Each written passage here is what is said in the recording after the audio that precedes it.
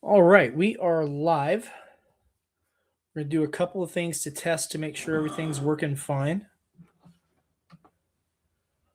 We have a new router. I still have not yet set up the secondary screens, so bear with me a moment, folks, while we check to see if everything is working. Take a look on X.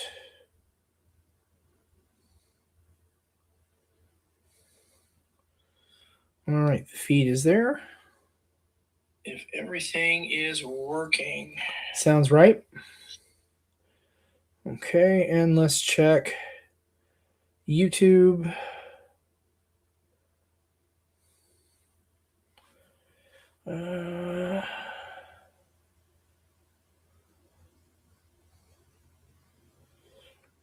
We are actually up to 97 subscribers on YouTube. Thank you, guys. Appreciate you. Okay, and let's check YouTube. Sounds good. Okay, cool. All right, so we have been off for a few weeks now. Last week being for some technical issues. But we're not going to harp on that too much today because today we are getting back to business, as it were, and we're going to talk about some role playing game stuff. Okay. So,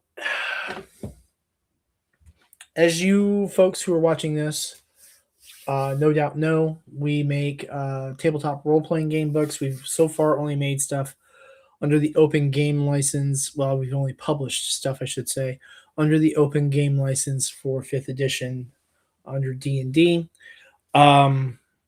We are working in the background and have been for a while on my own role-playing game, which we're actually not going to talk a lot about today because we're going to talk about some other RPGs that are out there that I think are a lot of fun. As well as some that I like the looks of but haven't had some playtime in yet.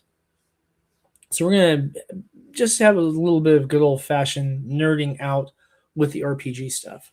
So one of the first things I'm going to put forth is a really, really beautiful, and I mean really beautiful book that I haven't actually had the opportunity to play. This is from how to put this. This was written by Cam Banks and Dan Telfer, with Cam Banks on rule design and development. Several other writers credited, including Adam Bradford and Millie Duchette, Aisha Bynum, Joe Corcoran, Eugene Ramos, Michael Schick, Paige Van Tassel. That's a name I've heard before. Editors were Sally Christensen and Amanda Valentine. Graphic design layout by T.I. Collier. Art research assistant, which is a title I'm actually unfamiliar with. Seraphim Lamb, that's a really cool name. Cover illustration by Dorothy Yang. And then there's a whole list of interior illustrators that you guys can get to when you get your copy of Tales of Zadia, the Dragon Prince role-playing game. So I have seen the first 2 seasons of this series. I've been made aware that several other seasons have come out. But I just haven't got to it yet. So there's a lot of strong background data in here. The one thing, though, that I have to say about this is I have not had the opportunity to play it yet. This is in part because none of my friends picked this up as well, and they're more interested in continuing some of the other campaigns we have. Now, there are some interesting dice pool mechanics for this, which is going to let us leap into one of the topics today with regard to game mechanics as we go through these. And that topic is, when you have generic or wide-reaching game mechanics that are applied to a lot of different genres against the concept of having custom-made game mechanics for your game. There are pros and cons to each of these. So, for example, OpenD6 is a widely used and very beloved game mechanic. You can literally do anything with it, but the same can be said for really any game mechanic. But the thing is that sometimes when you want your game to behave a certain way, you can kind of lose some of the gameplay flavor in that gets lost in the mechanics. So there is the advantage of being easily introduced for new players to your setting, um, or you have them a little more difficult when you get to learn a new game mechanic. Now, personally, I think learning a new game mechanic can be a lot of fun. So there is a lot to be said for this. Now, for those of you who care, this does have a lot of the pronoun validation language in it. That's never been a real big deal to me. If someone wants to be addressed by a particular pronoun, I just address them by it. I typically write, when I'm doing things, I typically write to the particulars of the character rather than defaulting to differentiating with them. So, for example, if a character is very female and female presenting, I just use she, her.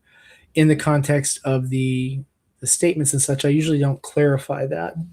If someone's, wow, I thought I had that turned off. Apparently, I did not. Sorry about that. There we go. Oh boy. Sorry, guys. Anyway, but yeah, just for those of you who think it's important, it is there. For those of you who aren't as eager, I wouldn't really worry about it. It's just what the creators had in mind when they were clarifying some of the characters, and that's fine. The art in here is really well done, and not just the full color pieces, even like the little sidebar insert illustrations are really fantastically done. I'm very happy with the quality of the book as a whole. I would like to play it, but I'm gonna have to keep pushing and keep pushing and keep pushing to get that played. Now, the one thing I will say is that I've read this book twice, and I've been playing role-playing games since 1990, and I haven't yet arrived at a firm understanding of character creation in this book. So, if any of you in the audience, and I'm glad we have an audience tonight. Oh, actually, you know what? Before I forget, let's put chat out there. If any of you out there in the audience have played Tales of Xadia, the Dragon Prince role-playing game, let me know what you thought about character creation and any insights that you may have, because they would be very, very welcome. Because I would like to play the game sometime. When I finally convince my friends, I'd like to be able to get characters made without looking like an idiot. So a good example there of game systems that are customized to the setting, because they do have things that deal with like the different elements, and a lot of things that go into the game mechanics are very, very specific to this game, things that I haven't seen in others. So definitely check it out if you're a fan of the cartoon, the show, setting. If you are an experienced role-playing gamer and want to stretch your legs a little bit, I think this is something that you can do with a lot of vim and vigor. Speaking of vim, let's go ahead and reach out to one of the older and very well-respected companies out there in the world of role-playing games, folks at Atlas Games. Now, Atlas Games is probably most known for, you guessed it, everyone, Ars Magica, the Art of Magic. I first picked this RPG up in the 3rd edition era when I picked up a bunch of 1st and 2nd edition books that were on sale at a local shop with the 3rd edition coming into it. So I got a really good deal on a lot of the old material, some of which was labeled with White Wolf Games. So I'm not going to go too deep into the history on that because I don't want to misspeak. But Ars Magica is released by Atlas Games to date, as far as I'm aware. Really, really fun folks. Now, one of the things about this is another good example of a game that's built specifically with the setting in mind. And so a lot of the mechanics are dedicated to the magic system, to the research of magic, to learning new magic, of course, spell casting, rituals, and things like that.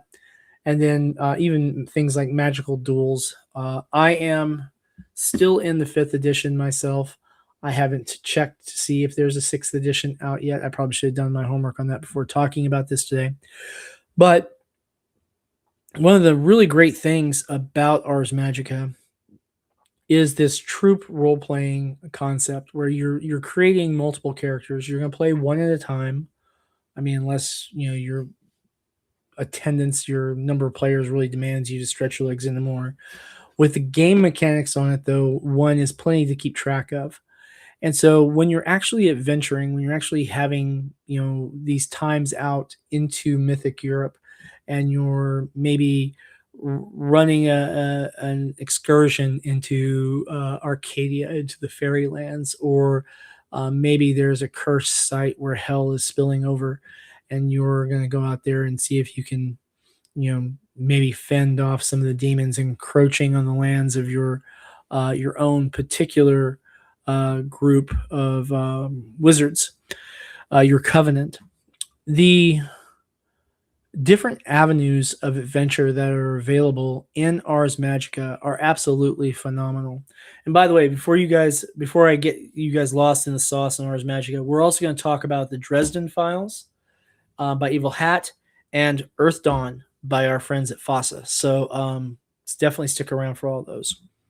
And if you haven't, if you're on YouTube, you haven't subscribed to us yet, please do so. If you're following us on X, please make sure that you follow us there, like, and share this around. We'd love to get people watching our stuff.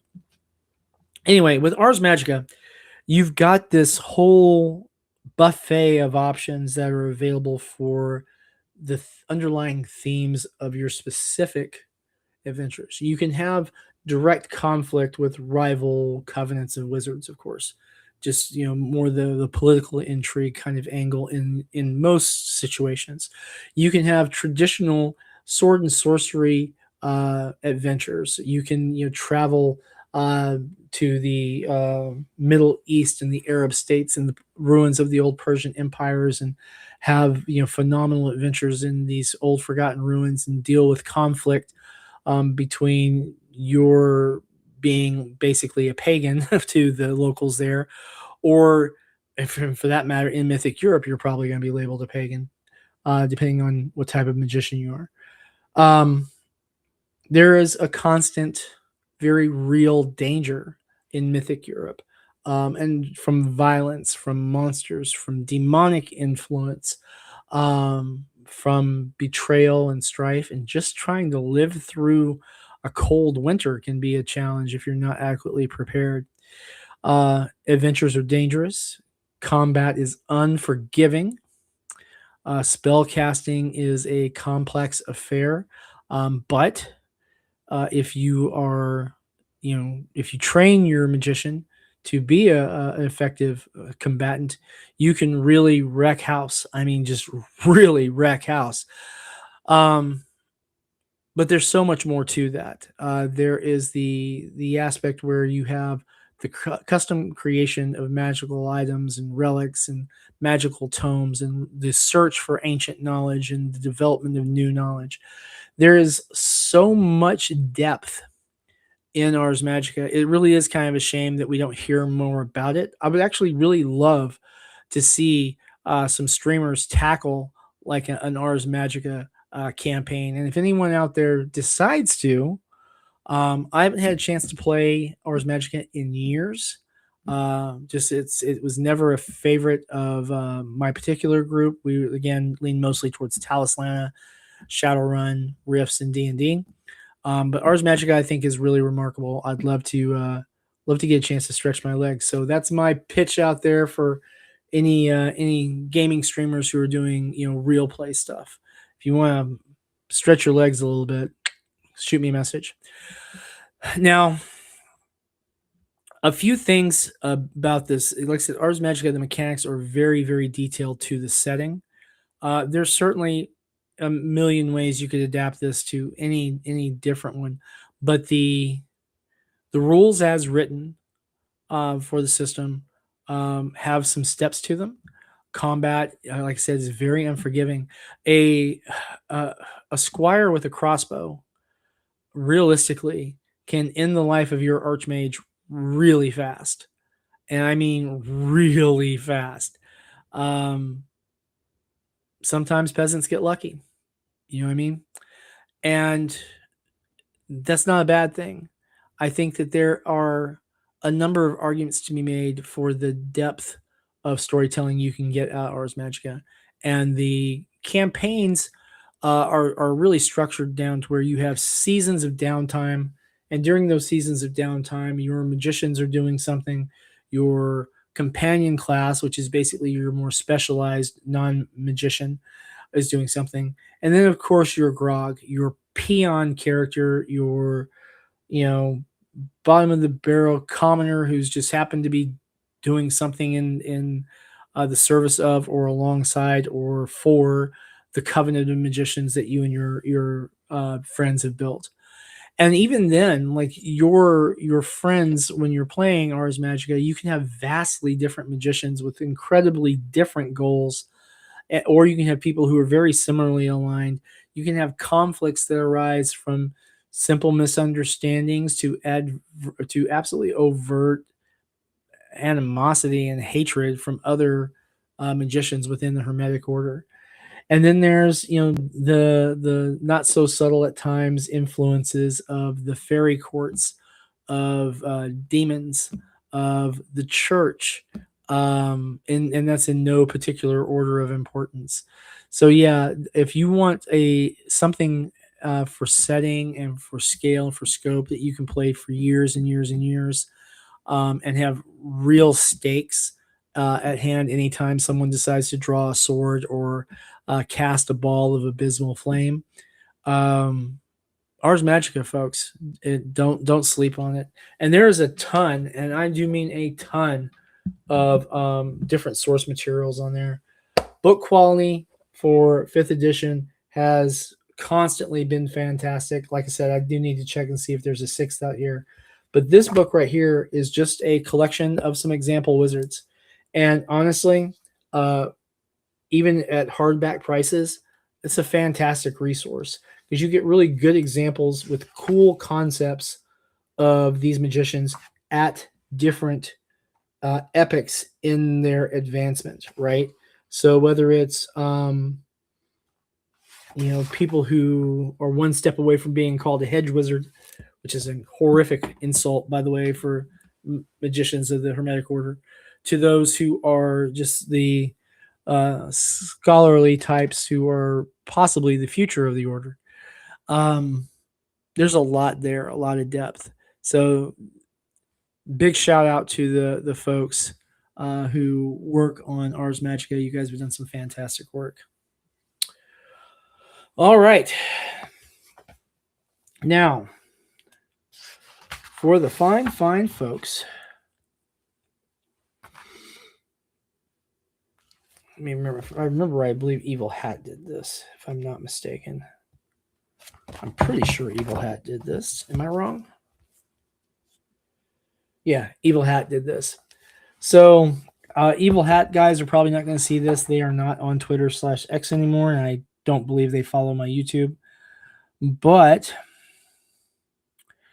for whatever reason, they have this really cool kind of layout for the book. So it looks like it's a hardbound, but it looks like the interior makes it look like it's in like a spiral bound notebook. And there's just these really cool different notes on the actual setting. Most of this is, I think, as up to date as not Turncoat, Changes. I think it was Changes when this came out that they were up to date on. And then you've got like these different, again, custom mechanics for the system. Now the art's pretty good. It's consistent in style, so really nicely done. The skill sections, powers, stunts, these things that you can do and can't do, and the example characters are very, very much so in line with what you expect from someone who's been in the business as long as Evil Hat did. They did a really good job on the power scaling to fit with the Dresden verse. Okay, so this is not something where you're going to expect your average Joe Blow to go toe to toe with a Wizard of the White Council and walk away unscathed. Okay, that's just probably not going to happen most of the time. Wizards are pretty badass. Things like werewolves and vampires are incredibly freaking dangerous. We're not even going to mention dragons because if you're in the Dresden verse and you run into a dragon, you took a wrong turn, son, and you need to reevaluate your life and make sure that you're up to date on your religious observations because you're going to be meeting your God very, very soon. So, in other words, in the Dresden verse, stay the hell away from dragons. They have a really good a really good feel for the breadth of that environment, of that setting.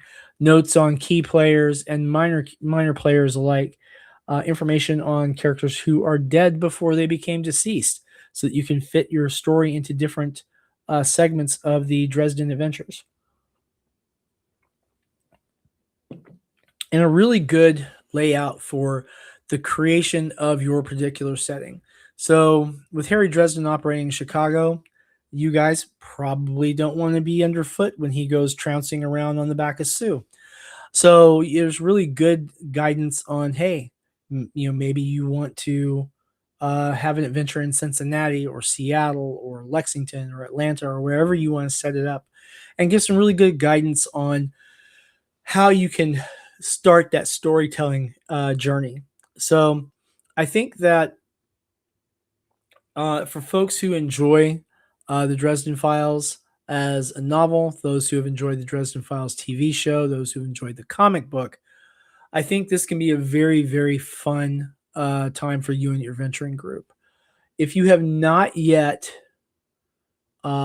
experienced those, and I say this as someone who's read all of the current Dresden novels at least 3 times, I can see how it would be kind of easy to get lost. But not any more so than, say, the first edition of Vampire the Masquerade or the first edition Werewolf game. So much like anything, there are some growing pains, and I think that you can definitely have a lot of fun in the Dresden Files. Sorry about that. I thought we had someone messaging me instead of typing in the chat, but nope, I was wrong. Well, I spoke too soon. Got someone. So hi, Damien. How you doing, bro? Damien Torres, folks, gentleman who's done art for Tibian Time Traveling Psychedelic Mushrooms. He did the cover art and the interior line art. Absolutely fantastic artist. We are looking forward to working with him some more. All right. Now, ladies and gentlemen, from our good folks over at FOSSA. Now, one thing that I would like to point out, this particular book, this is an older edition. This is 3rd edition Earth Dawn. I've had this book for, 16 years. So I probably need to step away and go find more up-to-date books on those. The novels have been fantastic. Earth Dawn. So there is a lot of back and forth online about Earth Dawn and the circle advancement scheme and the power scaling, things of that nature. Take all that away. Let's get down to your mechanics. The Earth Dawn mechanics fit remarkably well with the whole vibe of the setting and the storytelling aspect, the how the characters grow narratively and how that's reflected in the mechanics. So, what do I mean by that? I'm going to take you back in time to first edition Earth Dawn, when my buddy Chris Marrero and the whole bunch of our group, well, everyone who I still play with, really, plus a few who've now passed, decided to start our journey in Earth Dawn. Earth Dawn has this kind of fantasy setting, post-apocalypse vibe to it in a lot of ways. What you've happened is there was a time of great calamity when the horrors roamed the earth, and all of the named races, all the name giver races, had retreated to basically magical bunkers where they had sought to live out generations until the dark times of the horrors had passed, when the magic level of the world had lowered enough so that the horrors could not remain. And this was reflected in this whole cycle of different ages in the past, and how the name giver races had discovered that there was a cycle of these elevations in the mana, in the magic energy, where it would make it so that these horrors from beyond space and time and astral would invade into the real world and basically just wreak havoc and destroy everything. And so they hid themselves away in these various bunkers around the world, these cares. Now, fast forward to the setting that you're playing in.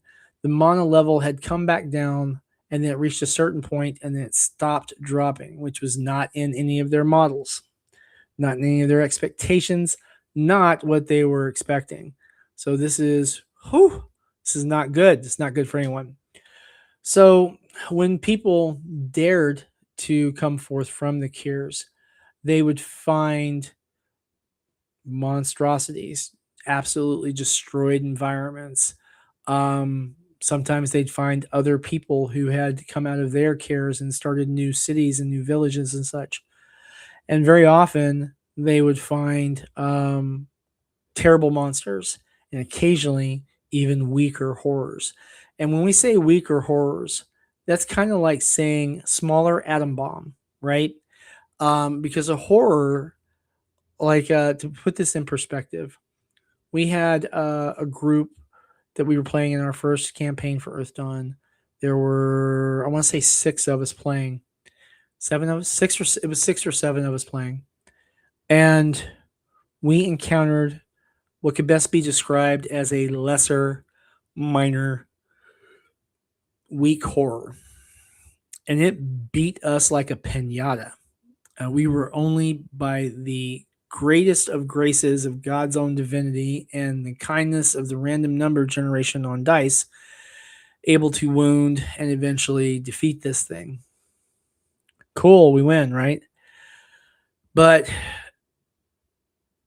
they're really bad news.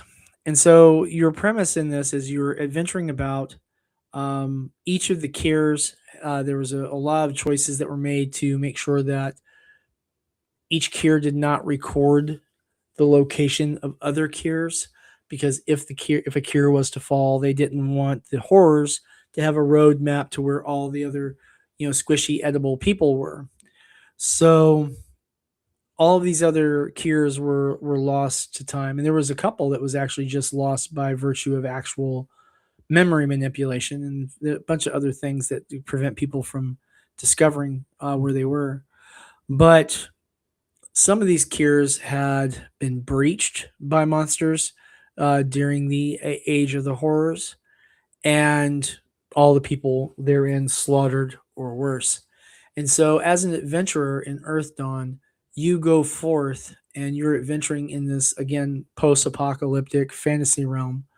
No guns or anything like that, but just some fantastic fantasy tropes at play. Tons of really unique magical item concepts that I really haven't seen in any other game setting. And then you get to adventure and explore, whether it be dungeon crawling or prowling through forests laced with demon spiders or all kinds of interesting things. So it's a good, crunchy, um, definitely life threatening gameplay. Death is not something that you can avoid. If you are not careful, your character will die permanently, and it can happen very, very quickly. So be mindful of that. Your advancement mechanics in this depend upon you mastering enough skills to be eligible to qualify for the next circle of advancement. And these are your basic level mechanics. Typically, in order to level up in Earth Dawn, you'll need some type of training to advance or pass some type of quest or trial to advance to that next level. And doing so will actually enable you to advance your skills even further than you have already. I think the highest we ever got anyone advanced in any of our Earth Dawn campaigns was to the fourth circle. And at that point, it takes a really long time to advance, at least in the third edition. Again, I'll have to check to see what the current edition is. But what you'll find is that as you advance into these circles and you gain more power, your ability to fight rank and file monstrosities and to explore and to fight against rivals and stuff does actually improve dramatically. But your ability to stand toe to toe with horrors does not increase very much at all, because horrors, again, are so much of a threat in Earth Dawn that honestly, if you discover any, one of your best bets is to retreat, gather as much cannon fodder and other adventurers as you can, and then see if you can deal with them. Unfortunately, most horrors, once you discover them, are not going to let you escape. So there's a very, very high probability that party members will die whenever you encounter one. So be very careful if you go hunting for horrors. Be very well prepared because you're going to need it.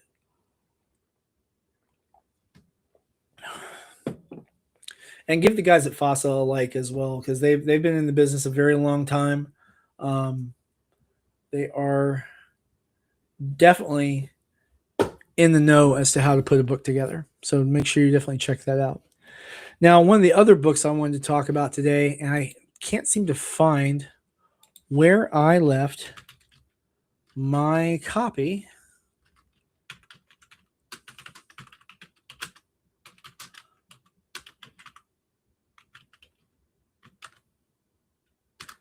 Is Witchcraft by C.J. Carella and Eden Studios. So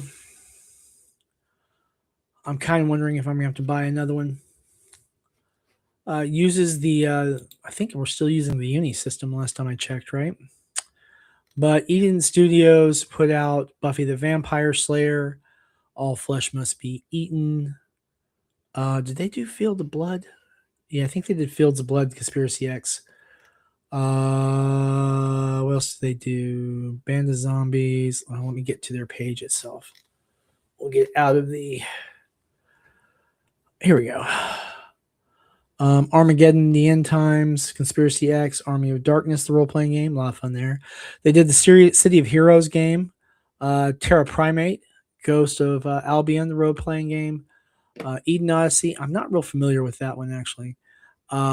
Conspiracy X, but Witchcraft was really the one that I was a huge fan of. And I think I'm going to have to go ahead and order a new hard copy because I can't find where I've put mine. But I think it's available on print on demand, actually, if I'm not mistaken. No, just like as PDF only right now on drive-through. I guess I'll have to go through and order somewhere specific. So Witchcraft is a modern magic RPG. The original, what was the original production date for second edition? I want to say it was like 2001, I think. Maybe I'm wrong. Let's test here. No, initially by Myrmidon Press in July 1996. But I think the second edition, I think it was. Oh well, I originally got the first edition was out of Miradon Press, but sorry, going through this real quick because that's bringing back some of the member berries. The thing here is you've got a bunch of different organizations. There's very much a '90s vibe in this, really, and in a really good way. As a 55-year-old, I can get away with saying that. So when you're playing witchcraft, you've got kind of this combination of magic as influencing society subtly versus bad guys and bad actors of various sorts who are acting in the background. In the times I've had the opportunity to play witchcraft, we have confronted cultists who decided that they were going to use what magic they knew to try and summon monsters from the H.P. Lovecraft Cthulhu mythos, even though they didn't know if those monsters actually existed or not. And so, in one of the adventures that we played through, they had succeeded in creating basically a blob that they called a Shoggoth. Didn't really do justice to the horror that a Shoggoth would actually have if it were as per the H.P. Lovecraft description, but it was pretty terrible. It was basically a blob from like a 1950s drive-in movie that could also shoot some particularly gnarly spells. So it was a really terrifying beastie. Our characters got involved by accident when some kids who were part of this cult ran out to the highway while a couple of us were driving back from a little meeting we had out in the desert, which would eventually become known as Burning Man. But kids who ran out in front of the highway and then were being pursued by this blob creature, which was devouring everything in its path and has gotten to about the size of a Volkswagen van when we encountered the thing. It took us the entire game session to work out how to deal with this thing, both in the physical manifestation and the underlying magic that was running through it. It was a really fun game session, though. We had a lot of good time with it. Unfortunately, that friend group was like a secondary friend group of mine, and we've since lost most of those players. But I have to hand it to CJ Corella. He did an absolutely fantastic job on this. And he'd also done magnificent work on things for Palladium books. I don't mean to open any touchy subjects for anybody there, but he did some fantastic work for that. And when I saw his name on Witchcraft when it first came out, I snapped it up immediately just for recognizing his work from there. He's still active today. If you catch him on Twitter/X, definitely check out his work. I believe last thing I think I saw him posting about was a novel. So definitely look up the man's work. Check out Witchcraft. I wish I could find my hard copy of it. I don't know, CJ. If you see this, let me know if you know somewhere where I can get a copy of the first edition. Because I'd really like to replace mine. I don't know what's become of it. So all cool. We do not have a lot of people watching. Looks like we've got. Well, let's do it on my phone. This is going to inflate the number by 1, but it shouldn't be too bad. Looks like we've got.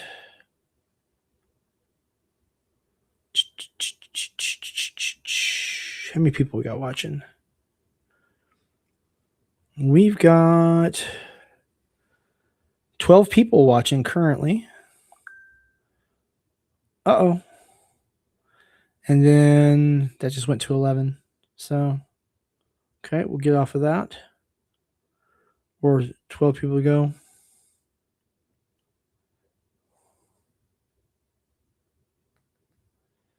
Streaming at the moment. People messaging me while I'm on stream, guys. Sunday's the regular. Um, hey, Pete, what's up, man? Pete Vasquez, everybody.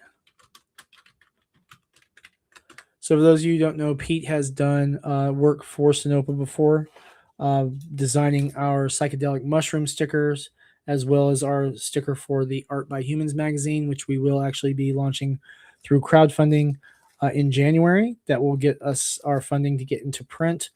All of our other costs for that magazine have already been paid out of pocket. So, we are ready to make things cool. And I got some new test sizes for the little psychedelic mushroom stickers, but I think I like the big holochromes better. But these are still pretty nifty and pretty cool. A little lower profile. But yeah, definitely check out Pete Vasquez's work, folks. He does some fantastic, fantastic things. He's actually one of my daughter's favorite artists, right behind Alexia Veldhausen, and that's some pretty dope company to be kept in, if I say so anyway. Um, Pete, you got any comments, any questions? Since you're actually kind enough to put it in the comments for us, if we can field anything. I think I saw that we had Warren in there for a moment too, but I can't tell if he's still there or not. You go pull YouTube back up.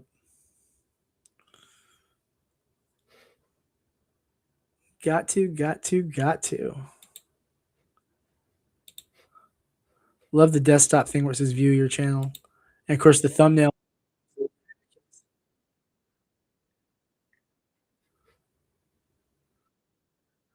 Oh, Pete, looks like we've got you on Twitter/X. I'm sorry, man.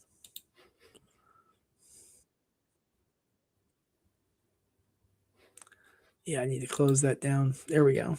I won't skew my numbers that way.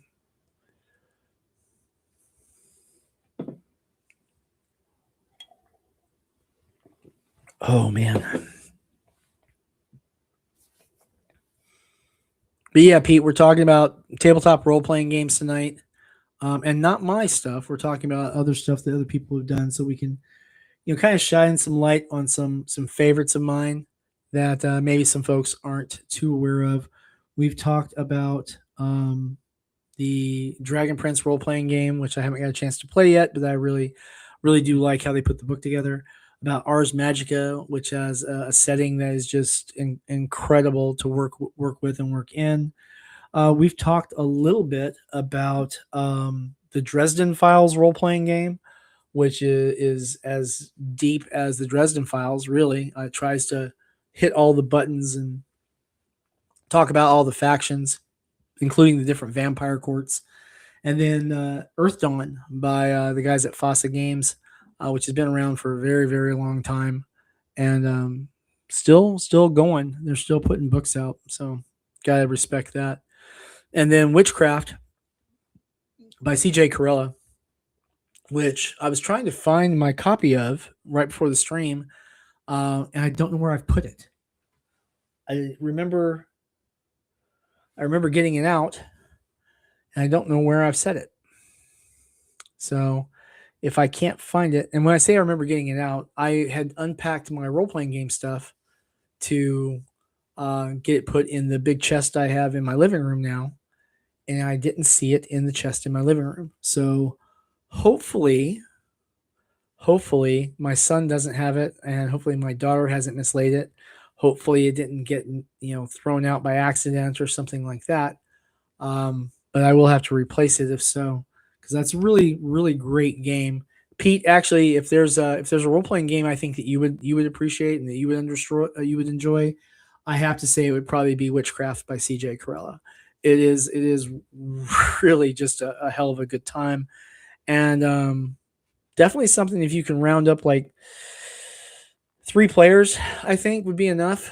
You could have just a fantastic show of it. It would be a lot of fun, um, especially the art style that's used in the book. I think you'll get a huge kick out of because it's definitely fits the setting really well.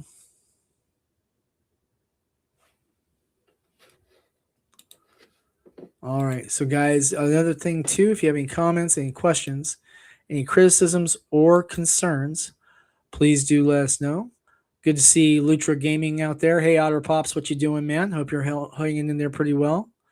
Looks like Michaela is out there. Good to see you.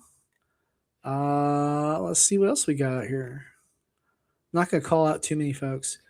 One thing I should have mentioned, and I kind of kicked myself for not thinking about it, because I have like 3 different editions of it, is the Call of Cthulhu role playing game.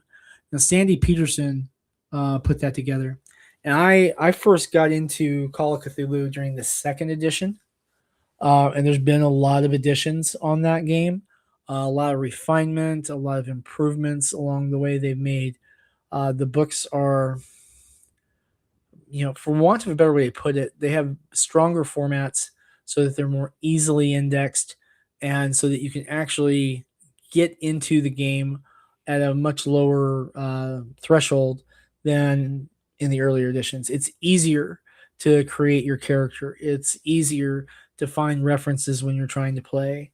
And then remember, in Call of Cthulhu, the oldest players have the highest movement rates, not just because they're actually faster on paper, but because they actually start running away so much faster than younger players do.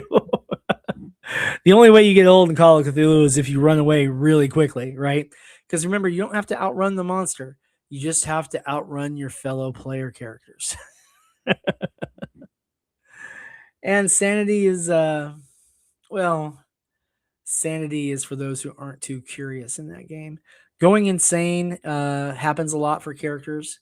The insanities do have real impact on your player character. It affects their quality of life. It affects what they can do in game, and it really also makes them more and more vulnerable the lower their sanity becomes. Because once you're starting down the path of the madman, you tend to slip down that slope a little easier. So you can have some really, really interesting characters that become very skilled, very knowledgeable, start obtaining Cthulhu Mytho knowledge, and start knowing about the things that are going on behind the scenes, at least some portion of that little bit that humanity actually knows. And just a peek behind that curtain can drive, very strong-willed humans to madness. And coming back from that road can be a long stretch. So whether it causes, some type of phobia onset, or schizophrenia, or full-blown multiple personality disorders, or obsessions, or other types of mental illness, this is not a game that treats those afflictions lightly. It will definitely have a big impact on you, and not really in a good way. But it's the consequence of your experience. It's the aftermath of your encounter, and it's the reward for your adventure. So it does mean that you're going to have characters that are going to retire, in the sense that they'll either be, you know, chewed up and swallowed by some 7th dimensional monstrosity, or they may be locked away in an insane asylum by their family for their own good, only to die from terror when a hound of Tindalos appears in the corner of their cell, just to taunt them. So it's a game about horror, and it treats horror not as an absurdity, but as a warning to the human. When you encounter something that frightens you, you flee. If you can fight, or if you have to fight, you do fight. But against Cthulhu Mythos creatures and opposition, fighting against them often leads to death. Being forewarned is to be forearmed, and sometimes those armaments are unusual, whether they be a shotgun loaded with silver buckshot, or an obsidian knife that was painstakingly enchanted 6 centuries ago and is, only one of them locked away in a museum in Mexico, or if it's a small carved stone icon of a strange bipedal monstrosity with a face somewhat similar to a giant squid, that just gives you a bad vibe when you pick it up. these different things are just little nuggets to the mountain of lore that is the actual goings on of the Cthulhu mythos. And then the scale of it is such that that mountain of lore is only what humanity has uncovered, while the whole of the planet encompasses just a fraction of what the truth is that's out there. So it's meant to be well and truly beyond the comprehension of humanity. And that madness mechanic goes a long way to reinforcing that. So definitely, definitely check out Call of Cthulhu if you haven't before. All right. So we are just about out of time for our hour. I want to say thanks to all of you who have shown up tonight. For those of you who have come and gone, those of you who have stuck around, we are showing only one on the counter, and that tells me that the counter is wrong because I see more than that on X.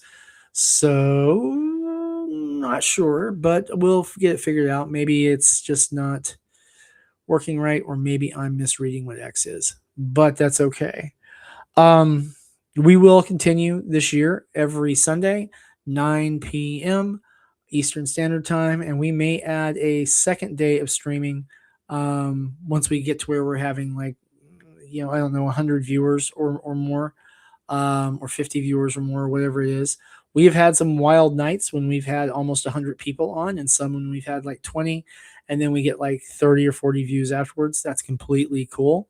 Every single one counts. I want to thank you all for hanging out with me and for joining in. Always glad to see Pete and Warren. Pete, as always, man, if you want to step in, step in. Also, guys, you can find Pete Vasquez on Twitch and on YouTube. Pete, make sure you put your links to your channels in the chat so that people can see that. Pete does a lot of streams where he's drawing, talking about art. He's very insightful on that. He's been a professional artist for freaking ever. What, like 20 something? Well, basically an artist his entire life. I think pro for probably 20 years or so. Really great guy. Person I'm glad to call friend. I got to meet him in person at New York Comic Con 2023, and he was incredible to me there. We had a great time. Sold a lot of books. He sold a lot of art. We sold a lot of art. It was a pretty good time. But a couple other things too while I've got you before we end and wrap this up. Folks, it's been a fantastic holiday. My year has been kind of rough. We have not actually put out any books this year. We've been dealing with several deaths in my family, including my stepfather and then my dad, as well as my cousin, and some health problems for other family members. So sorry about our release schedule getting completely whacked, but we will get back on the horse and get to putting books out starting in January, when we will be coming to Kickstarter for the first time in basically almost a year. We're going to go ahead and launch for Art by Humans, which is our art magazine, of which Mr. Vasquez has art in that title. We're going to finish getting that formatted and then get the proof copies ordered. And then we'll be able to show them off to people when we go to Kickstarter. Our Kickstarter is going to be to raise money for the press run. We're going to get that to put it out to all the people who will be able to enjoy this 100% human-made artwork in this magazine. We are going to plan on an annual release at first until we can get our growth up to large enough to be biannual or possibly even quarterly. I want to make sure that we are having sufficient time to make sure that all the art coming in is in fact human made. For those of you who have expressed interest in that, there is a pinned comment on the Sinopa Publishing Twitter/X page. Please make sure that you are watching that and commenting as indicated. I am not accepting submissions from direct messages on the profile. Also, for those of you who have tried, and there have been a few who have had AI generated images and have sent them into my chat as if they had been done, guys, Grok puts a little watermark on it that says Grok has done this. So do several other AI software programs. And there's also ways to test those to see if they are of high probability of being AI generated. We will not include computer AI generated images in art by humans. That's just should go without saying. So if you are creating art and you are interested in participating for that project, the first issue is already fully done. We will begin staffing for the second issue after we get issue 1 to market. Sonoma Publishing is going to be paying folks for those. And so we can clarify, the art content would either have to be a Sonoma Publishing intellectual property or your own original IP, which we would, publish in the art book. So if you're doing like a compilation thing of Batman and Mickey Mouse, we're going to say no. If you're doing, hey, this is my Star Trek fan art, we're going to have to say no. But if you're saying, hey, this is Lothar, the wife of Hilgar, the elder champion of the Squid people, then we'll take a look at that. We want original content, something that came specifically from the human mind, heart, soul, and hands, or feet if you draw with your feet, which, as I've seen on YouTube, is apparently a thing for some people who have become amputees, which is just incredibly impressive. But that having been said, again, look to Twitter/X on the pinned comment of the Sonoma Publishing page for information about how to be considered for future art commissions with Sonoma Publishing. Until Sunday of next week, I'm Sam Quinton, owner, founder of Sonoma Publishing, right here in Frankfort, Kentucky. I hope that you all have a wonderful evening, a wonderful holiday season. Today is December 28th, 2025. So if you're watching this afterwards, that probably didn't make a lot of sense, but now you have context. Remember to stay healthy, stay hydrated, keep yourself in your best self. Take your medication if you need it, get your exercise, take your vitamins, get plenty of rest. And remember, in a world where you can choose to be anything, please do choose to be kind. Thank you all very much. I hope you have a wonderful evening.